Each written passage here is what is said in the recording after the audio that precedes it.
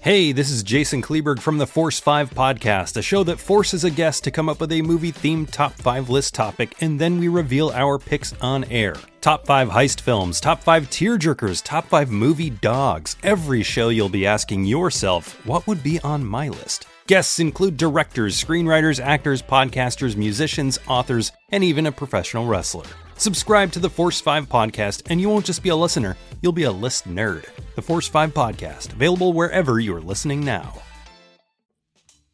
Do you love movies? So do I. What's up, y'all? It's KB, and I love movies, inviting you to listen to The Conversation, a film podcast where passion meets perspective and opinion. From the old school to the new, I invite a guest on to discuss the movies that thrill us, challenge us, break our hearts, or even blow our minds.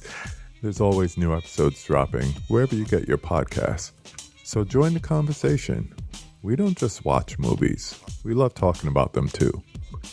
The Conversation with KB Loves Movies, a part of Someone's Favorite Productions podcast network.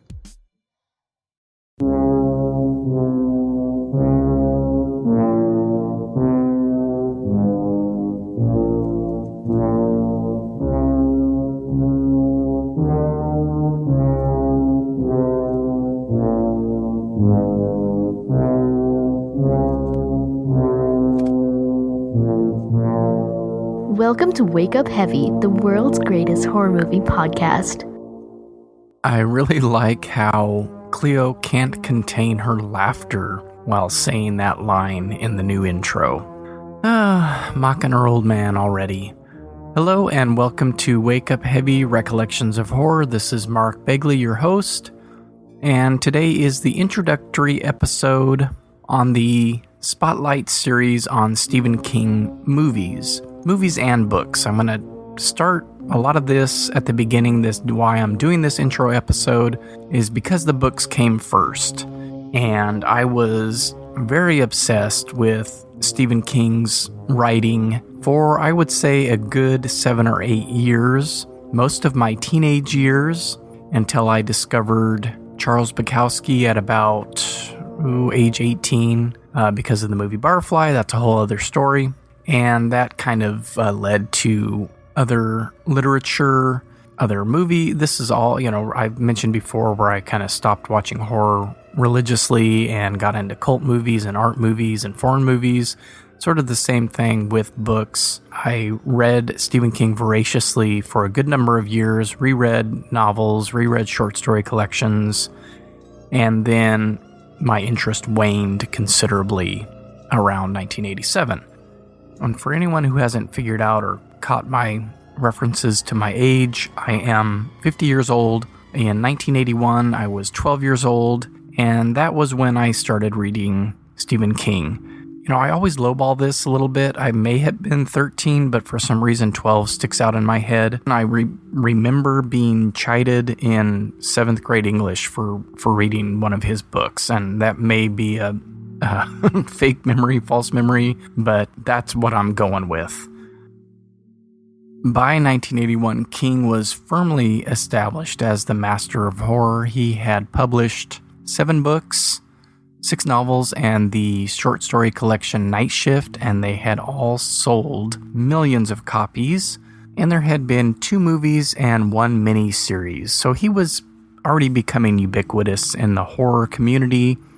I was a budding horror fan.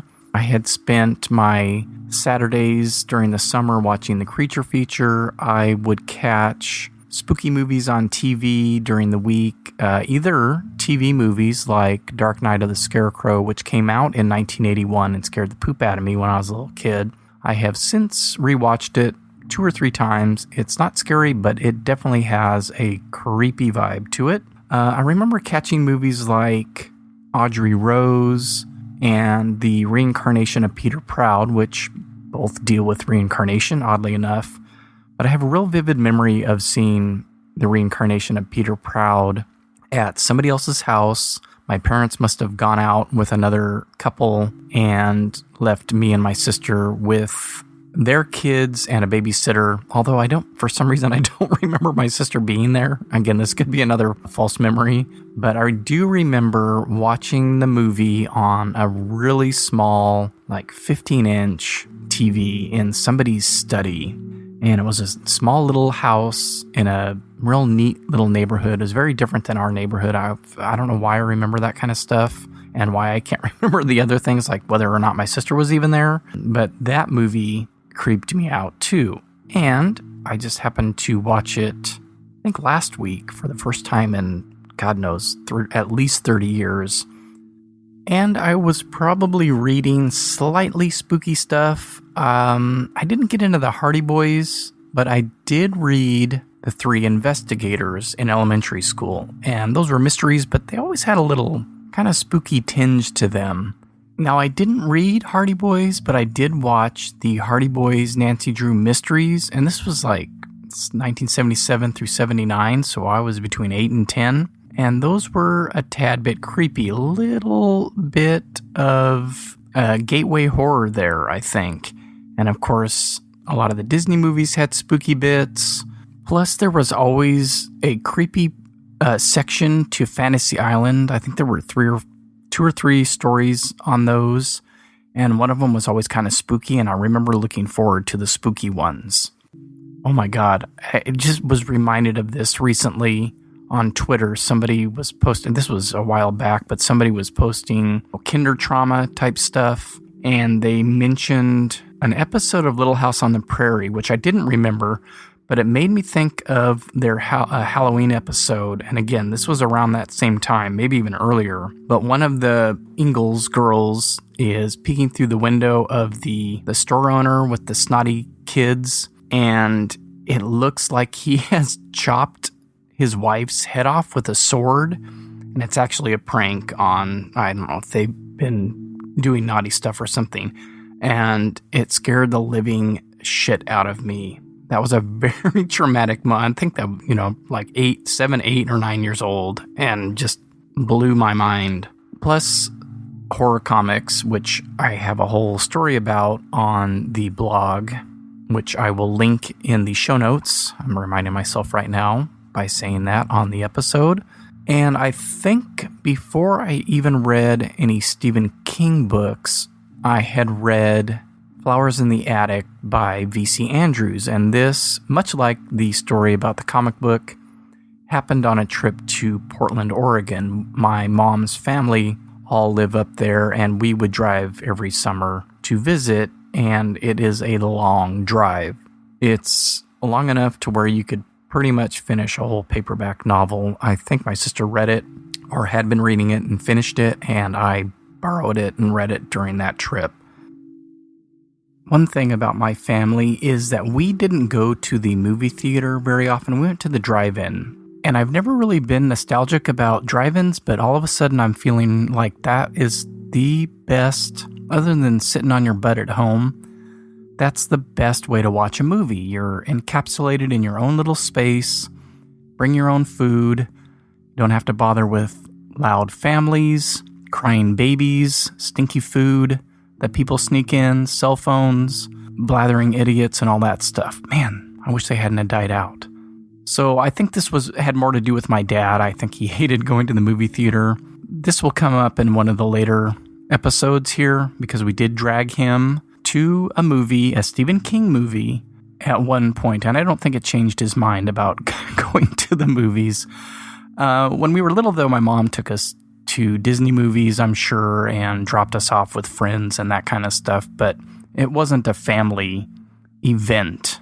And regardless of whether she dropped us off or took us, we didn't go see rated R movies. The first rated R movie that my mom took us to was Caddyshack, and it was between that and the Blues Brothers, and I kind of wish now that I had picked the Blues Brothers, or we had picked. I guess my sister had a say in it. But rated R horror movie, that would have been out of the question. So I hadn't seen Carrie, hadn't seen The Shining, obviously, by this time. And again, this was still pre-VHS, and definitely pre-VHS for our house. I think I mentioned at one point, or this may have been something that got cut out of an early attempt at the introductory episode, but we didn't have a VCR until like 1984 or 85. I would have been 15 or 16. And we didn't have cable until either my last year in high school or starting college. So I didn't have access to this stuff early on. But books, we had access to. Another thing about my family is that we utilized the public library. We went to the Sunnyside branch of the Fresno County Public Library weekly, I'm sure. And I don't know if I mentioned this before, maybe in passing in the Deranged episode, one book that I would check out constantly was the Monster Makeup, and I don't know the exact title right now off the top of my head, but the one by Alan Ormsby, who directed Deranged and did makeup on a lot of the movies that he made. That was a favorite. The Origins of Marvel Comics and the Son of Origins I checked out constantly. Another thing I checked out a lot was the Alien picture book. I know I mentioned this in regards to there being a Dune picture book, which I still have somewhere in the rafters here. So when Alien came out, it was, a big hit, and they did this picture book, and it kind of made it seem like it was geared towards kids, and I checked it out constantly. And this was sort of a buffer for me because I was still kind of freaked out about horror movies, but not because of the scary stuff, just because of the gory stuff. And this is a story I will get into in a minute here, but I was fascinated by that book, and I could kind of handle just the still images of the chest burster and all that. So yeah, there was a horror interest there. And although rated R movies were out of the question, reading the books didn't seem to be an issue. So even though the books came first, it's actually the movies that led me to the books and all these other things I've mentioned. But I remember being really struck by the poster image for The Shining. And that original poster is super simple. It's what they use on the IMDb page. Just a yellow background with black lettering. But in that capital T in the word "the" is that flattened, stretched out, screaming face. And it worked, and that was all this 12-year-old needed to be completely intrigued by that. And to the best of my recollection, such as it is, The Shining was the first book that I read, and I have no idea how many times I read and reread each individual book. I know that it was multiple times because, by 1981, there were the 6 or 7 books to choose from. I checked out the hardcovers from the library, and then at some point I started buying them in paperback versions, and those were the really cool mid-'80s simple cover design paperbacks. And The Shining was just a very small image of a face or a head with no face, and that's important to the story. And then a lot of them were the movie tie-ins, and then when Pet Sematary came out, and I'll probably reiterate this when I talk about that movie in particular, but that was the first time that I bought a hardcover for myself. And that continued on up through, I think, Skeleton Crew or Tommyknocker, somewhere around that time, late 80s, early 90s. And this is, like I said, when I started to lose interest. But that was a big deal for me to buy my own hardcover, and the Pet Sematary was the first one, and that book blew me away, so it was like the perfect one to start with. Lola, hey, stop it. I have to say, the last couple of days of trying to get through this episode have been a struggle. I'm having issues with my throat right now. I ate some hazelnut spread M&Ms, and now my throat's all goopy. The dog's barking yesterday. I don't know what was going on with my head. And then I had an interruption that basically put this all to a halt. And I'm going to throw that little bit at the end here because I saved it. You can hear me explode with rage about an intrusion. So this is all staying in. What are you even talking about? So I wanted to get back to the story that I alluded to earlier that had been in one of the original attempts at the introductory episode. And I think Chris Reed, who does the music for the show, and my friend Ronnie, who's been on the show, are the only two that, or maybe my wife, I might given it to her to listen to as well. Listened to those just as I was kind of testing stuff out and seeing how things were working. When I was in 4th or 5th grade, I saw something at school that had an effect on my movie viewing for a good number of years.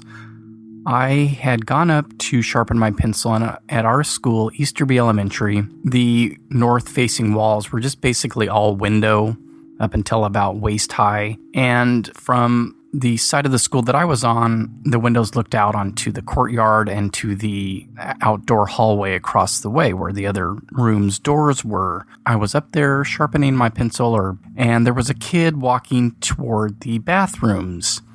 And he stopped and bent over and vomited all over the place. And it was out of context. It was strange to me that this was happening out in the open. I didn't quite realize what was happening for a second. And then when I did, of course, my stomach turned. And I didn't throw up, thankfully, but that had a major effect on me and my brain for a good while. And I had a really weak stomach for things. When kids would spit loogies, or if I would see gross stuff on TV or whatever, it became kind of a phobia. I would have a fear that I would get sick to my stomach and throw up. So in 1981, Indiana Jones and the Lost Ark, what the fuck is that movie called? The first Indiana Jones movie came out. We used to go to Lake Tahoe with some family friends who I think had a timeshare there. And my sister sometimes would take a friend. I don't know. I don't think I ever did. I don't know why I didn't. We were going to go see Indiana Jones and walked to the theater to see it and bought tickets and went in.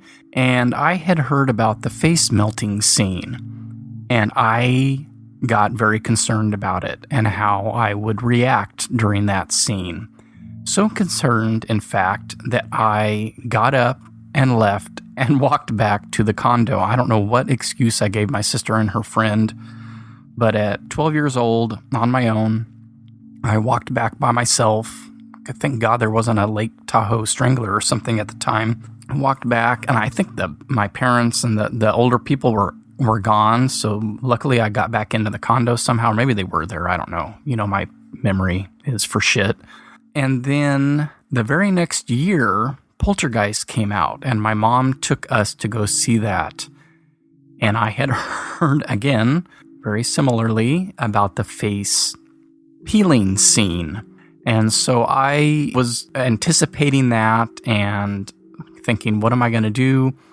And decided that when I felt it was coming on, and I don't know how I found out about this stuff, to be honest with you. I was reading the newspaper. I wasn't reading magazine reviews about these movies at that age, but whatever. I could gauge when this was going to happen, and I excused myself to go to the restroom, but I couldn't help looking back, and I ended up seeing pretty much the whole scene from the back of the theater and realized that it didn't make my stomach turn, it didn't make me gag, it didn't make me feel ill.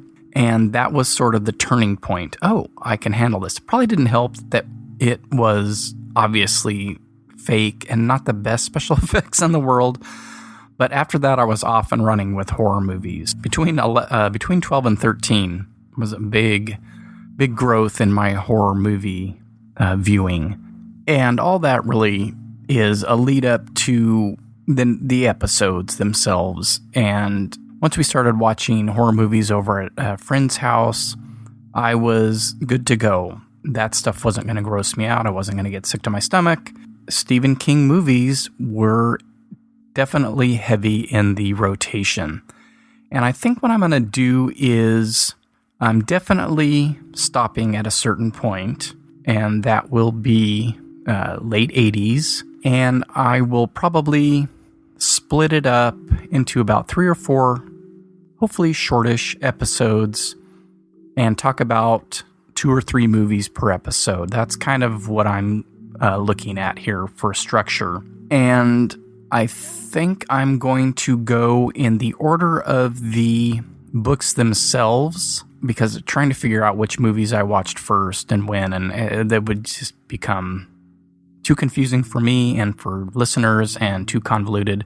So I think I'll go in orders of the movies. That doesn't sound right. Which won't be in the orders that I either read the books or saw the movies, but I'll just start with Carrie and The Shining, and then I think The Dead Zone. And I know that there are some books in between there, but I may talk briefly at the ends of episodes about kind of those outlier things like Salem's Lot, the miniseries, maybe the sequel to that, which I finally watched for the first time recently. If I feel like it at the very end, I may do a wrap-up that kind of explores a lot of so much has come out, obviously, since the late 80s, especially the last couple of years. 2017 kind of rivaled, I think, 1983 as the most Stephen King adaptations to come out in one year. And so just may touch briefly on later movies, the ones that I think are pretty good,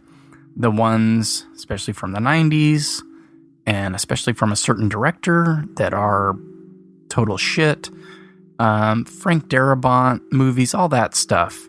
I'm not going to talk about the Dollar Babies, although I will introduce that concept in probably the first episode. If you don't know what those are, look it up. Then maybe a ranking of the movies that I've seen. I don't know. That might take a little too long, so we'll see.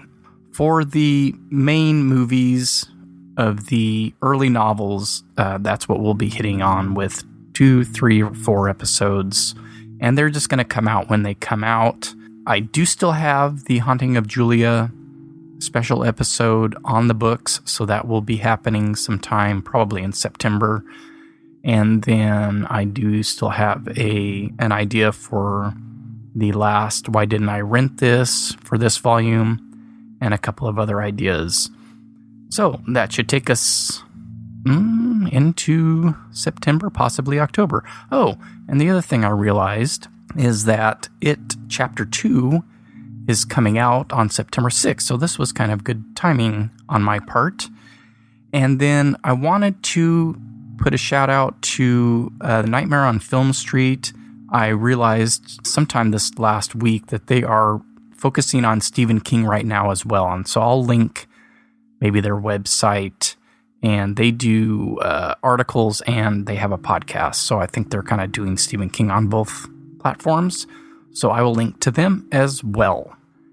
And if there's anything in particular that you would like me to talk about in regard to Stephen King adaptations, let me know. And if it's not something I already have on the schedule, I'll throw it in there. Oh, yes, I almost forgot. I don't know if I should save this for later. Stephen King and Peter Straub have written a couple of books together. The first one was called The Talisman, and that was one of the hardcovers that I bought when I was younger. And it was a very impactful book on me at the time. So much so that I plagiarized it for a writing assignment in 9th grade. And that writing assignment ended up getting me first prize in a writing competition, which I don't even think any of us realized we were entering when we turned in these stories. I have a copy of it, and I was thinking, ooh, this would be fun in one of these episodes to read it. And so I was looking over it. It was mimeographed. If you're not around my age, then you might not know what that is. It's there. I think the 3rd or 4th page is pretty much illegible, and it was shrunk down from 8.5 by 11 to 8.5 by 5.5. And I don't know that I'd even be able to get through it, but maybe there's a page or two in there that I can blow up and so that my 50-year-old eyeballs can read it. Yeah, that's a fun little story. Maybe I'll talk about that a little bit more when I get to that book. Even though there is a movie about it, I do plan on talking about that a little bit. Alrighty, the first episode should be up next week, and we'll just go book by book and movie by movie. All right, thank you so much for listening, and I will see you again real soon. Don't forget to wake up heavy. So I had caught the horror bug by 12, and it would ramp up, and I'll talk about a little story later on here that... Motherfucker. Okay, sorry. Someone came to the door. I absolutely loathe it when people come to the door. I have a no solicitor sign on the door. I don't care what you're hawking. Don't knock on my door or ring my bell unless you're the fucking mailman or you're selling cookies. There we go again.